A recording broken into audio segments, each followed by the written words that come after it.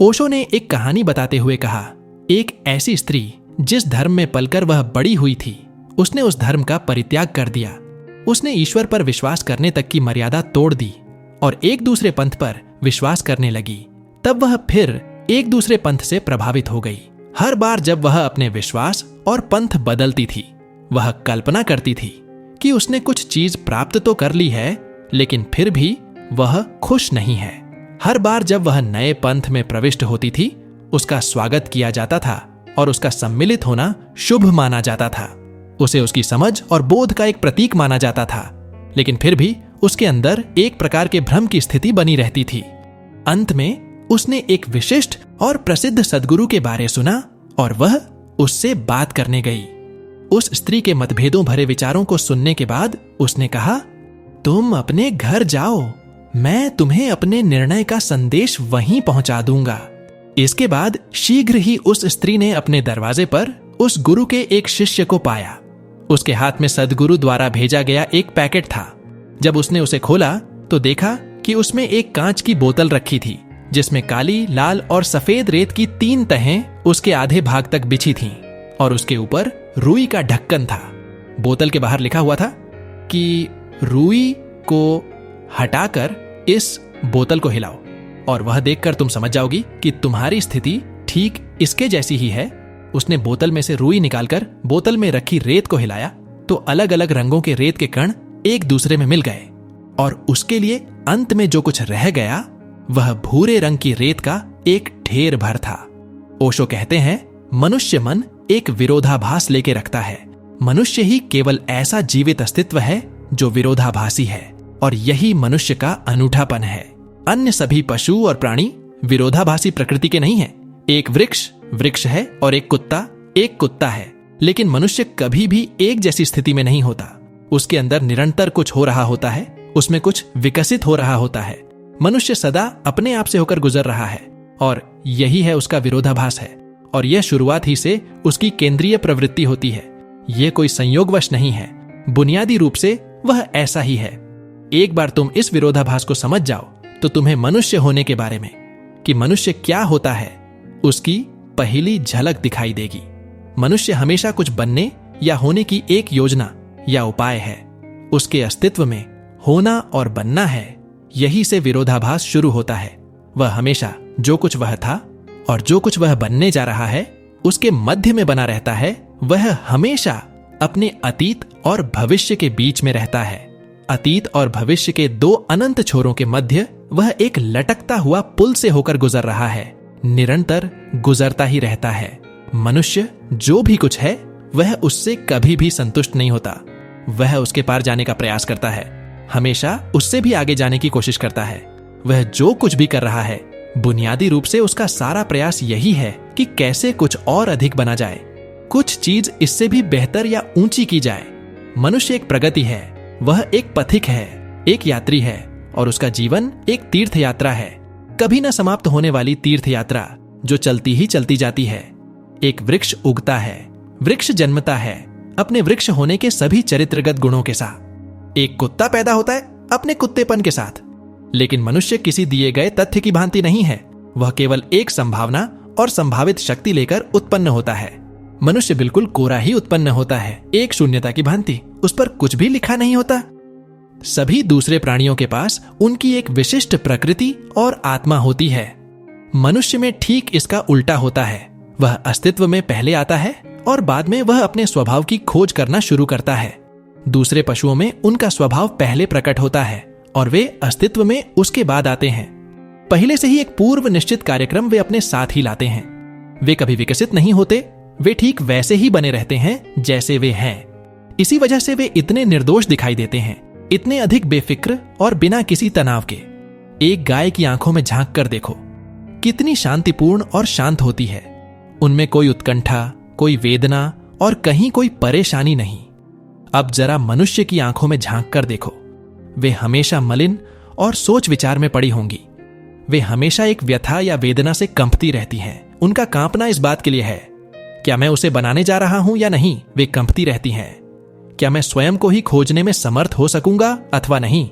और वह इस बात को लेकर कांपती रहती है कि प्रत्येक स्थिति में क्या मैं पूर्ण विकसित हो सकूंगा अथवा अधूरा तो नहीं रह जाऊंगा। सभी जानवर परम विश्राम में रहते हैं, जबकि मनुष्य तनाव में रहता है। यह उसका गौरव भी है और उसकी व्यथा भी। यह उसकी महिमा भी है और उसकी समस्या भी। यह उसका गौरव इसलिए है क्योंकि वह स्वयं को विकसित करने में समर्थ है, और यह उसकी व्यथा भी है क्योंकि हमेशा उसके असफल होने की भी संभावना उसमें रहती है। हो सकता है वह स्वयं को बनाने में समर्थ न हो सके। मनुष्य ही केवल एक ऐसा प्राणी है जो किसी के आदेशों द्वारा नियंत्रित और निर्देशित नहीं होता। वह इस संसार में कोरा और रिक्त आता है और अपने अस्तित्व को टटोल कर खोजने की शुरुआत करता है। मनुष्य होना एक जोखिम से भरा हुआ दुस्साहस नहीं है, लेकिन जोखिम उठाने में एक अनिश्चितता, असुरक्षा और असफलता का भय भी होता है। कभी कोई मनुष्य हमेशा गलत दिशा में भी जा सकता है। इसमें गलत दिशा जाने की संभावना ज्यादा होती है और ठीक दिशा में जाने की कम। वहां अनेक मार्ग होते हैं, उनमें केवल एक मार्ग ही ठीक होता है। तुम हमेशा व्यग्र होते हो और तुम जो भी रास्ता चुनते हो वह अनिश्चय से चुनते हो, क्योंकि तुम कभी सुनिश्चित नहीं हो सकते कि प्रत्येक स्थिति में वह मार्ग तुम्हें लक्ष्य तक ले जाएगा अथवा तुम्हारा अंत किसी ऐसी तंग और बंद गली में होगा जहां रास्ता बंद हो जाता है। ओशो कहते हैं, मनुष्य का गौरव उसकी स्वतंत्रता है जो वह स्वयं सृजित कर सकता है, क्योंकि वह स्वयं ही जो चाहे वो बन सकता है।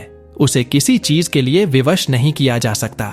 और मनुष्य की वेदना यही है कि वह इस बारे में कभी निश्चित नहीं हो सकता कि वह ठीक मार्ग पर ही चल रहा है और वह जो कुछ भी कर रहा है वह अर्थपूर्ण है या नहीं। मनुष्य ही अकेला एक ऐसा प्राणी है जो पागल होता है। उसके पास सामना करने के लिए, उनको सुलझाने और उनके पार जाकर विकसित होने के लिए बहुत सी समस्याएं होती हैं। कभी बहुत पहले के समय में एक महान संत था। वह कहता था कि मनुष्य के विकास के मार्ग पर मनुष्य से विकसित होकर ज्ञानी बनने के लिए मनुष्य में छिपी संभावित शक्ति से वास्तविक मनुष्य बनने तक और संभावनाओं से वास्तविकता के मध्य वहां 7 घाटियां हैं, और यह 7 घाटियां अत्यधिक महत्वपूर्ण हैं। इन्हें समझने का प्रयास करो, क्योंकि तुम्हें इन 7 घाटियों से होकर गुजरना होगा। प्रत्येक व्यक्ति को इन 7 घाटियों से होकर गुजरना होता है। यदि तुम ठीक से समझ जाओ कि तुम्हें एक घाटी के साथ करना क्या है, तो तुम उसके पार जाने में समर्थ हो सकोगे और तुम शिखर को भी प्राप्त कर सकोगे, क्योंकि प्रत्येक घाटी चारों ओर से पर्वतों से घिरी हुई है।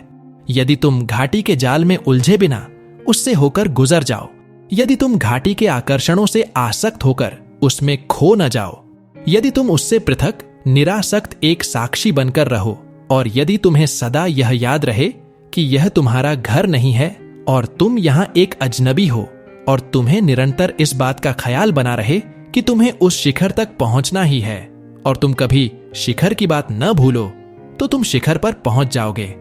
प्रत्येक घाटी को पार करने के बाद वहां एक महान उत्सव और समारोह अनुभव होता है, लेकिन प्रत्येक घाटी को पार करने के बाद तुम्हें दूसरी घाटी में प्रवेश करना होता है, और यह सिलसिला 7 घाटियों तक चलता रहता है। एक बार तुम 7वें शिखर पर पहुंच गए तो फिर उससे आगे फिर वहां और कुछ भी नहीं है। तब मनुष्य अपने आत्म स्वरूप को उपलब्ध हो जाता है। फिर और अधिक विरोधाभास उसमें नहीं रहता। फिर वहां न तो कोई तनाव रहता है और न कोई वेदना। यही है वह स्थिति जिसे पूरब में हम आत्मज्ञान कहते हैं। इसी स्थिति को ईसाइयों में क्राइस्ट होने की स्थिति कहकर पुकारते हैं। जैनों में इसी स्थिति को जिन होना, विजित होना कहते हैं। इस बारे में बहुत से नाम हैं, लेकिन बुनियादी धारणा यही है कि जब तक मनुष्य परमात्मा तत्व न हो जाए वह व्यग्र रहता है, और वह तत्व पाने के लिए इन 7 घाटियों को पार करना पड़ता है। बस कुछ बातें हमेशा आपको याद रखनी होगी। प्रत्येक व्यवस्था और मार्ग ठीक कार्य करता है, इसे कभी भूलना नहीं चाहिए। प्रत्येक कार्य विधि या व्यवस्था कारगर तो होती है, लेकिन तभी जब वह पूरी लगन से की जाए। यदि तुम उसमें से कहीं और जगह भटक जाओगे तो वह कभी कारगर नहीं होगी। यह ठीक इसी तरह से होगा जैसे तुम कुछ भाग और पुर्जे एक गाड़ी से ले लो, कुछ हिस्से दूसरी गाड़ी से, कुछ पुर्जे किसी और गाड़ी से, और थोड़े से पुर्जे किसी बड़े वाहन से अथवा कहीं और से लेकर उन सबको एक साथ जोड़ दो। वे सभी भाग और पुर्जे उपयोगी हैं, लेकिन तुम्हारा यह यांत्रिक संयोजन जो तुमने तैयार किया है कभी काम नहीं करेगा, एक पुर्जा जो किसी विशिष्ट कार की यांत्रिक व्यवस्था में कार्य कर रहा था, वह दूसरी कार के भागों के साथ कार्य करने में समर्थ नहीं हो सकेगा। आखिर में एक बात याद रहे, प्रत्येक व्यवस्था अपने आप में पूरी एक आंगिक इकाई होती है, वह अपने आप में परिपूर्ण होती है। धन्यवाद।